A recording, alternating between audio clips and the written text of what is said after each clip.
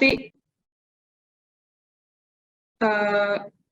beda hasilnya gitu, ataupun perkiraannya itu terkadang beda. Contohnya misalnya adalah berkaitan dengan apa ya? Terkadang ada beberapa perhitungan, entah itu dalam menghitung volume ataupun dalam menghitung biaya, itu terkadang ada beberapa aspek yang kalau kita selaku estimator dan masih tergolong baru, itu ada beberapa perkiraan yang tidak kita masukkan di dalam estimasi tersebut. Contoh misalnya terkait dengan apa? Ini menghitung volume untuk pekerjaan misal plesteran atau plesteran gitu. Nah, ada beberapa mungkin yang tidak jeli ataupun tidak teliti gitu ya, kurang ketelitian. Nah, terkait dengan pekerjaan plesteran itu dia mungkin hanya menghitung di dalam ruangannya saja gitu. Ataupun ya di dalam ruangannya saja, di bagian luarnya dia tidak menghitung untuk dilakukan plesteran, ataupun mungkin hal-hal yang lainnya yang sekiranya itu kurang sesuai gitu. Atau misalnya seperti kayu yang digunakan untuk pekerjaan kusen pintu jendela gitu, itu jenis kayu yang digunakan itu jenis kayu kelas berapa gitu, kelas berapa dan sebagainya, itu kan harus disesuaikan gitu. Untuk kayu untuk kusen pintu jendela sama untuk usuk reng dan sebagainya itu kan pasti ada perbedaan dari pemilihan kelasnya, otomatis dari harganya pun akan berbeda juga. Nah, itu contohnya. Kalau misalnya dia berpengalaman dan dia sudah ada riwayat pernah mengerjakan sebelumnya itu proyek-proyek yang sudah pernah dipegang, biasanya dia sudah ibaratnya hafal lah ya, hafal di luar kepala gitu. Tuh. Terus kemudian yang terakhir adalah kualitas dari prosedur estimasinya. Ini berarti terkait prosedurnya saja. Nah, ini kalau kita golongkan dari 5 faktor penentu tadi, itu ini adalah yang ada ataupun yang terlibat ataupun dimaksud dari contoh tadi yang kualitas lingkup. Kualitas lingkup ini bisa tadi kuantitasnya kan belum jelas, definisinya, terus pendekatan desainnya itu nanti akan seperti apa, desainnya kan belum tergambar jelas tuh. Terus kemudian status desainnya, kelengkapan dokumennya, detail dari setiap informasi ataupun setiap gambar ataupun setiap gambar yang ada, kemudian kualitasnya, konsistensinya, kontinuitasnya, dan juga teknologi proyek yang digunakan, menggunakan apa, itu kan belum tergambar jelas juga. Terus kemudian terkait dengan informasi berarti proses yang dicari dan juga proses yang dicari ini prosesnya itu nanti seperti apa, terus ketersediaan dari misal materialnya ataupun alat beratnya, kelengkapannya, dan relevansi ataupun hubungannya itu seperti apa, itu juga belum terinikan. Jadi ini adalah faktor penentu yang memang menjadi urgenitas ataupun menjadi hal yang penting untuk kita inikan. Terus ketidakpastian berarti berhubungan dengan teknologi proyeknya, terus lingkungannya, produktivitasnya, pasar konstruksinya. Kalau estimator tadi berkaitan dengan bakat, keterampilan, pengalaman, usaha, kemudian penilaiannya, pengetahuan, dan juga kemampuan dalam sebuah timnya. Karena kan kalau kita ngomongin proyek itu kan sama saja dengan dia itu kerja tim. Ataupun ada beberapa pihak yang terlibat, yang mana kita tidak bisa bekerja secara individual. Ada beberapa pihak yang memang harus kita bekerja bersama, kelompok, tim. Mungkin ada beberapa hal yang misalnya kita mau menanyakan apa, berarti ke pihak si A atau pihak si B dan seterusnya gitu. Untuk prosedurnya berarti berkaitan dengan secara tahapannya ya, terkait dengan kesalahan, ketersediaan waktu, dan proses pengukuran di lapangan ataupun di lokasinya. Jadi kalau kita bisa gambarkan, kalau bisa kita gambarkan terkait dengan model estimasi biayanya ini ataupun metodologi estimasinya ini, sebelum kita sampai ke biaya tahap konseptual, estimasi biaya tahap konseptual, ini kita harus memiliki informasi ataupun data-data, ataupun kita bisa menggunakan project scope-nya, lingkupnya, data, current datanya, historical datanya, maka ketika ini udah ada, sudah bisa kita olah ataupun kita analisis, nanti bisa keluar berapa ataupun estimasi terkait dengan tahap konseptual ini muncul ataupun ada. Nah, ini terkait dengan metodenya. Metode estimasi biaya konseptual ada bisa menggunakan indeks biaya, ada cost capacity faktornya, ada location faktornya, ada equipment faktornya, ini berarti berkaitan peralatan, terus ada parameter yang akan digunakan dan sebagainya. Ini adalah metode yang digunakan dalam menghitung estimasi biaya konseptual. Ini yang pertama adalah untuk metode indeks biaya, di mana untuk metode yang pertama ini persamaan ataupun rumus yang digunakan adalah dengan rumusnya ini.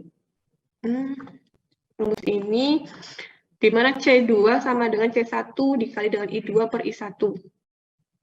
C2 itu adalah harga yang dicari pada saat T2. T2 itu adalah waktu yang biasanya nanti diketahui T2-nya berapa, T1-nya berapa, gitu. Terus C1 adalah harga yang diketahui pada saat T1.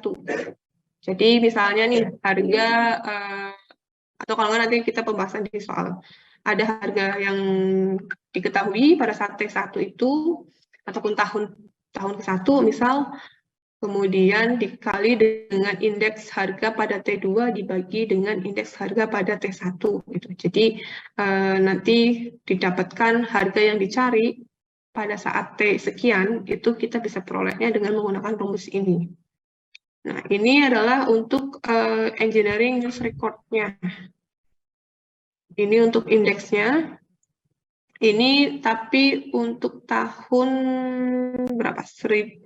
Ini sebuah data engineering use record-nya, dia dari tahun 1914 sampai 1996. Ini dari bulan, setiap bulannya itu pasti ada nilai indeksnya. Ini sebenarnya apa ya, semacam kayak data untuk menghitung indeksnya saja, historical menghitung indeksnya saja.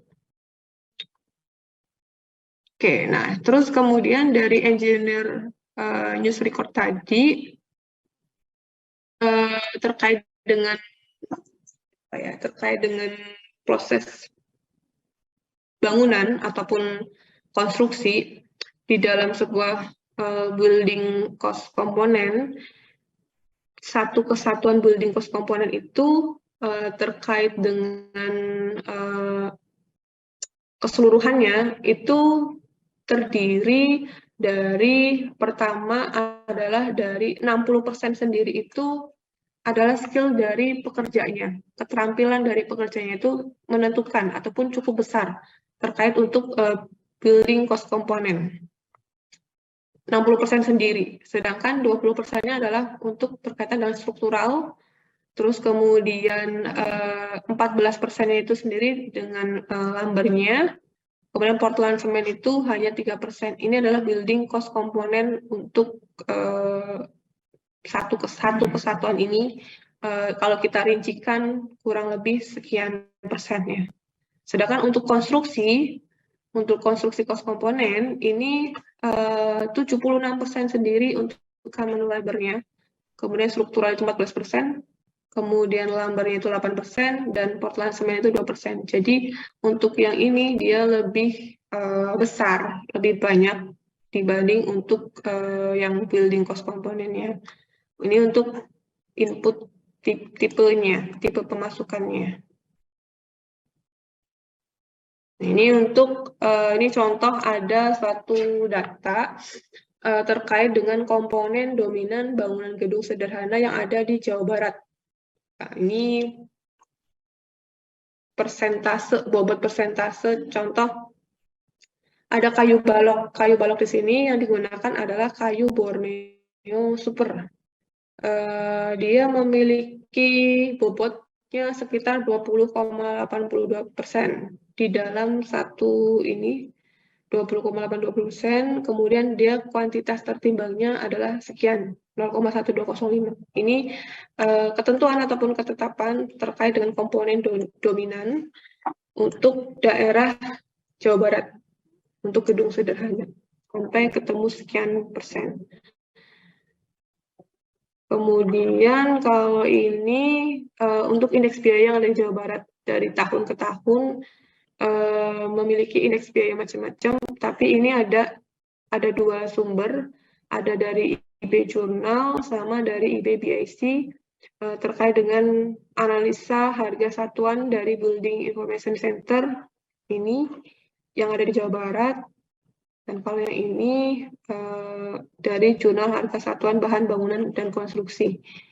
Dalam satu tahun, dalam tiap tahunnya dia memiliki indeksnya sekian.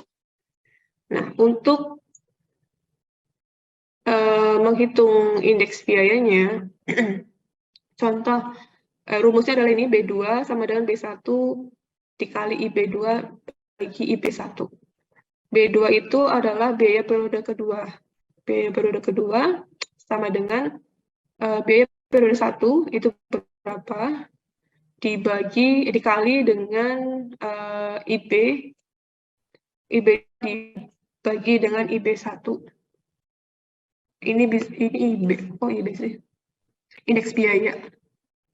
Atau sama saja ini. Indeks biaya periode 2. Indeks biaya periode 2 dibagi dengan indeks biaya periode 1. Nah, ini perhitungannya, rumusnya seperti ini. Nanti untuk menghitung ataupun mencari indeks biaya, untuk melihat indeks biayanya bisa kita lihat dari data ataupun dari sumber-sumber yang mengeluarkan terkait dengan indeks biayanya di tahun tersebut itu berapa. Gitu. Jadi kayak ada tabel ataupun ada ketentuan yang ada. Biasanya setiap daerah ada.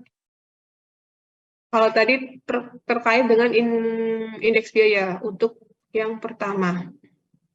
Terus kemudian kita ke metode berikutnya adalah cost capacity factor-nya. Untuk metode ini,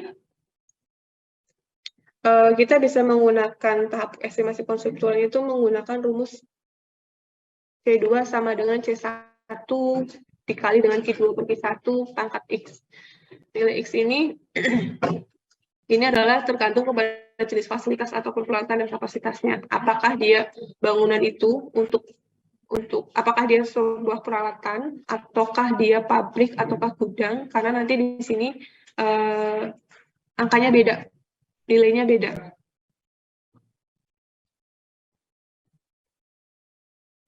Contoh nih,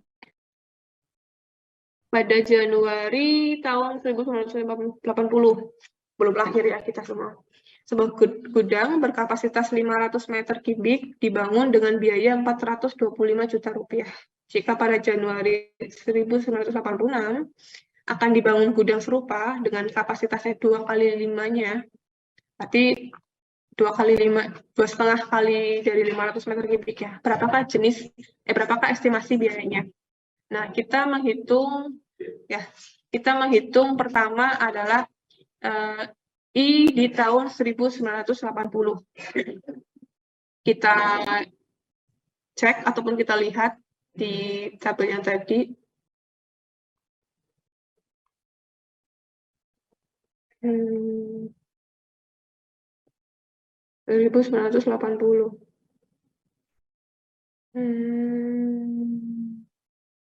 1980 mana itu?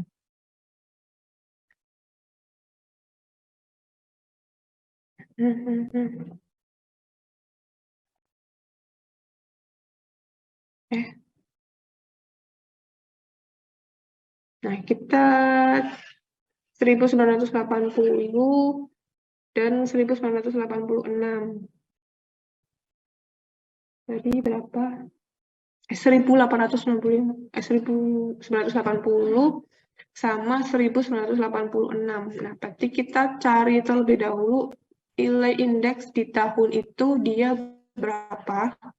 Terus kemudian untuk 1986 yang akan kita cari di bulan Januari 86 itu berapa? Ketemu sekian. Nah, setelah itu kita masukkan nilainya.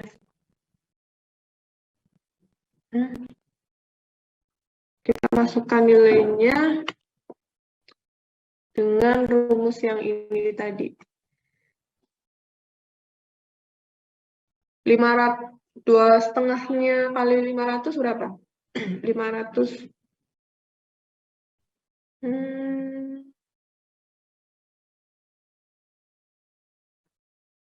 1250-nya. C1 itu kan tadi di sini diinfokan bahwa harga fasilitas yang diketahui.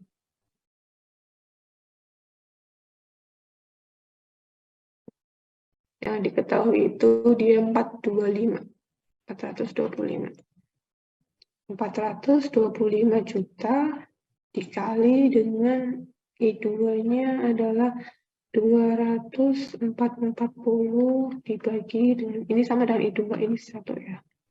1895 dikali dengan Q2 itu 1250 bagi 500. Nah, ini berapa nih? Dihitung berapa? Ini kali 500.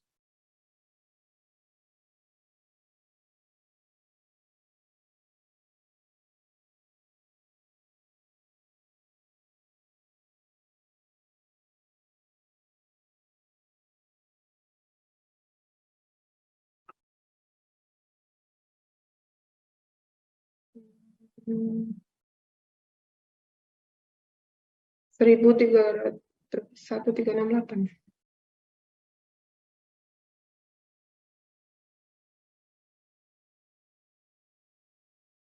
Hmm.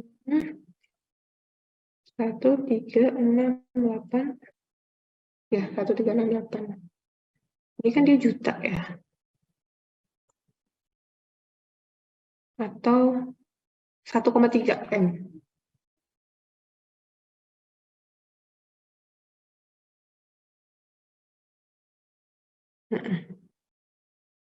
Berarti C2-nya ataupun harga fasilitas yang baru itu berarti 1,3 M untuk tahun 1986. Ya, itu caranya. Izin potong, Bu. Itu tadi rumusnya yang Q2 per Q1 itu bukannya di pangkat 0,8 ya, Bu? Kan ini gudang. Oh iya ya, sorry ya, belum ada pangkatnya. Dia gudang itu 0,8.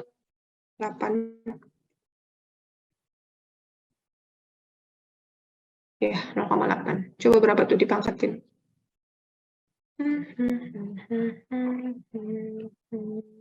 1138, Bu. Ini untuk yang hasil di mananya nih? Ya, udah ketemu total? Udah total semua, Bu. 1138. 1138. Oh. 1138. Oke, ataupun 1,1 M. Nah, jadi sekian 1,1 M dari tadinya 425 juta rupiah di tahun 80, terus kemudian di tahun 86 itu 1,1 M kisaran ataupun harga estimasinya. Oke, gitu. Ini tadi untuk yang contoh penggunaan untuk metode cost capacity factor. Terus kemudian kita ke ininya. Ini informasi di Jawa Barat juga sama. Kita lihat untuk faktor kapasitas biayanya ataupun nilai FK-nya kita sesuaikan dengan fungsi bangunan itu apa. Apakah dia perkantoran, pendidikan dasar, pendidikan tinggi, dan seterusnya gitu ya. Nilainya ini mengikuti ataupun sesuai dengan yang ada di Jawa Barat. Biasanya ya kalau kita bangunnya memang untuk lokasi Jawa Barat, berarti mengikuti data ini, tapi kalau memang di luar provinsi itu, berarti kita mengikuti standar yang ada di provinsi itu saja. Nah, ini untuk rumusnya, di mana B2, biaya dari fasilitas ataupun kapasitas yang baru, kita carinya berdasarkan biaya dari fasilitas atau kapasitas yang diketahui dikali dengan ukuran fasilitas yang baru dibagi dengan ukuran fasilitas yang lama dipangkatkan dengan faktornya, faktor kapasitas biayanya ataupun nilai ini yang ada di kolom sini. Dipangkatin itu, nanti ketemu berapa. Oke, ini untuk data jenis bangunan dengan apa ya? Dengan ada pabrik, gudang, bank, pasar, swalayan, pos pemadam kebakaran, dan seterusnya. Tempat ibadah juga ada. Itu jenis bangunannya disesuaikan dengan memiliki nilai median, nilai modus, rentang, dan deviasi masing-masing untuk setiap jenis bangunan tertentu. Nah, kemudian yang berikutnya adalah metode equipment factor. Di mana untuk metode equipment factor itu, dia biasanya digunakan pada tahap estimasi budget untuk peralatan permanen. Karena metode equipment factor itu kan berarti berkaitan dengan peralatan yang akan digunakan. Faktor yang ditetapkan itu memperhitungkan dari biaya instalasi, berarti dari biaya pemasangan, dan juga terkait dengan suku cadang suatu modul imajinernya. Kemudian modul imajiner itu bisa mencakup dari fondasi, timbunan, platform, dan tangga dan lain-lain. Gitu. Ini biasanya dilakukan karena informasi yang ada itu masih sangat terbatas. Jadi kita menggunakan metode equipment factor-nya. Ini untuk contoh ataupun ilustrasi terkait dengan peralatan yang digunakan. Nah, untuk rumusnya yang digunakan untuk metode ini, dia menggunakan rumus di mana equipment factor itu didapatkan dari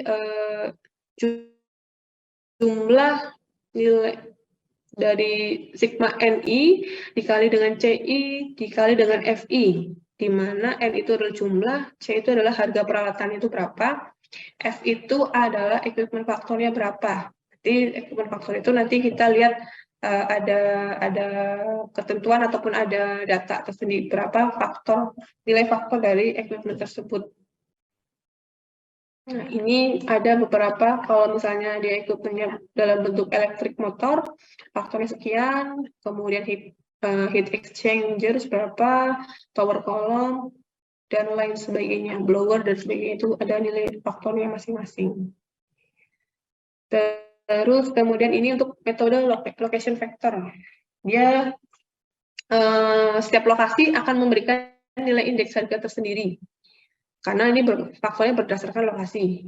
Di mana untuk mendapatkan nilai C2, nilai harga yang dicari di lokasi 2 itu, lokasi yang baru itu sama dengan harga yang diketahui di lokasi lama, dikali dengan indeks harga pada lokasi baru, dibagi dengan indeks harga pada lokasi yang lamanya. Nah, ini untuk nilai indeksnya di setiap setiap ininya masing-masing. Nah, ini di Bandung, ini untuk tahun 2005 memiliki indeks lokasinya sekian. Ini untuk biayanya B2 sama seperti yang ini tadi ya.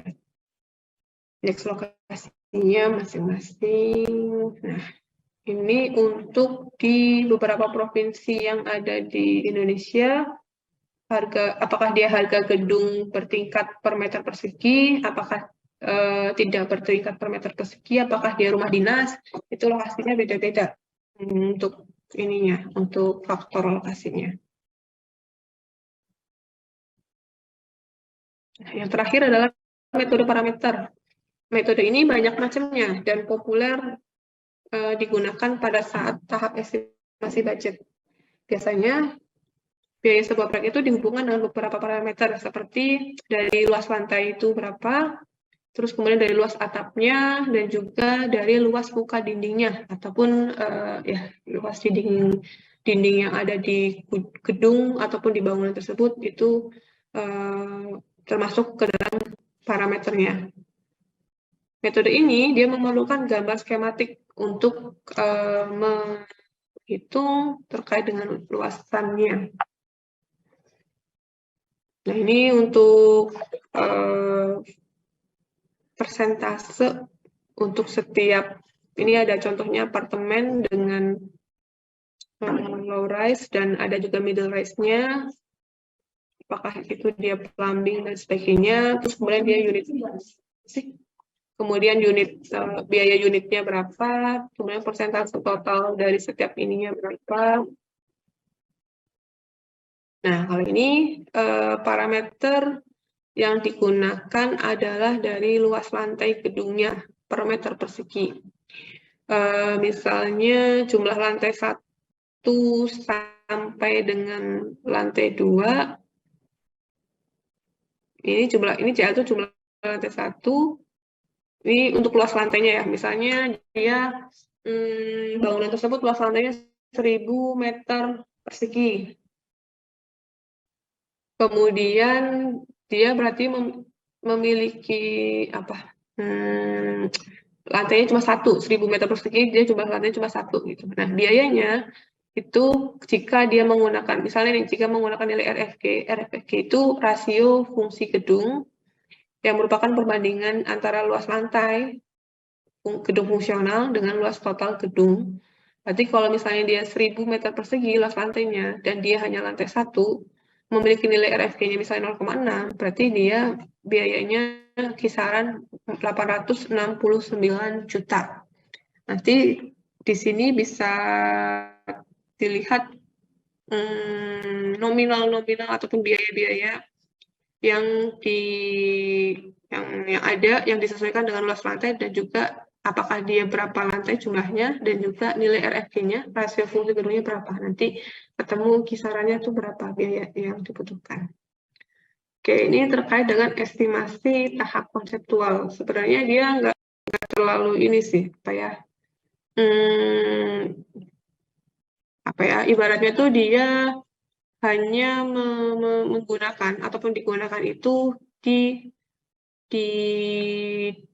awal ataupun untuk kasarannya saja, untuk konsepnya saja dalam kita mau memprediksi.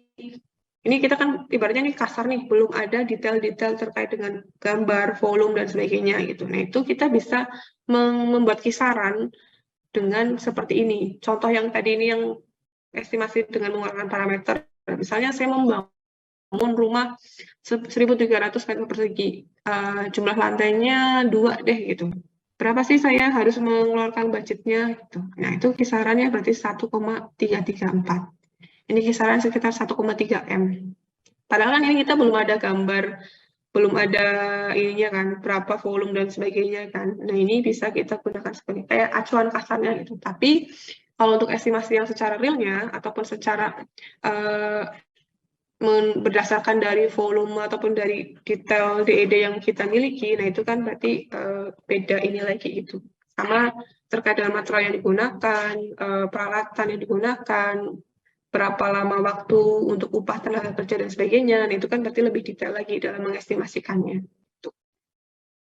Oke, ini terkait dengan yang tadi, nah ini coba nanti kalian bisa untuk kerjakan ya, tugas, nanti bisa dikumpul di GCR. Ada contoh 1 terkait dengan biaya jembatan, kemudian ini adalah contoh kasus 2.